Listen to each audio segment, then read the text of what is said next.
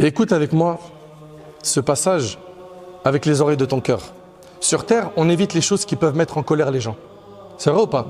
On vit avec des gens autour de nous. Et chacun d'entre nous fait le nécessaire pour s'éloigner de la colère des gens, pour ne pas s'attirer la colère des gens. Pourquoi? Pour ne pas recevoir de blâme, pour ne pas se créer de problèmes, pour s'acheter la paix. C'est vrai ou c'est pas vrai? Chacun d'entre nous fait le nécessaire pour s'écarter de la colère des humains. Et sur terre, lorsqu'une personne atteint un certain rang social, elle est encore plus respectée que les autres. Et on va faire 1000 calculs avant de parler avec cette personne. Pourquoi? Parce que c'est une personne importante dans la société. On ne peut pas lui parler comme on parle à n'importe qui.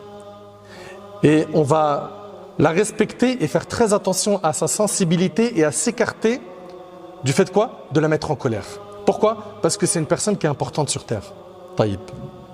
Ce qui est étonnant, c'est que cette personne qui est vulgaire met en colère Allah tabaraka wa ta'ala.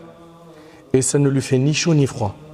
Il a peur de mettre en colère les humains, mais ça lui fait absolument rien de savoir que par sa grossièreté, par sa vulgarité, il met Allah tabaraka wa ta'ala en colère. La preuve, selon Abu Darda radiyallahu anhu, le prophète a dit, le jour de la résurrection, rien n'est plus lourd sur la balance du serviteur croyant que le bon comportement. Allah déteste tout être vulgaire aux propos grossiers.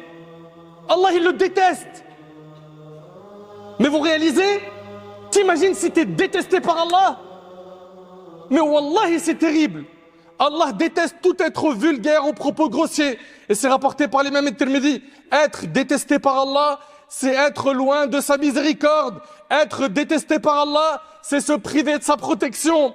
Être détesté par Allah, c'est s'exposer au châtiment qu'il a réservé aux criminels, aux injustes. Tu vas en faire partie? Allah déteste tout être vulgaire aux propos grossiers. Subhanallah, Allah tabaraka ta'ala, il te voit tout le temps. Il comptabilise tout. Tout ce que tu dis, c'est écrit. Le jour du jugement, on te remettra ton livre. Il y a tout écrit. Ça te fait pas peur, ça?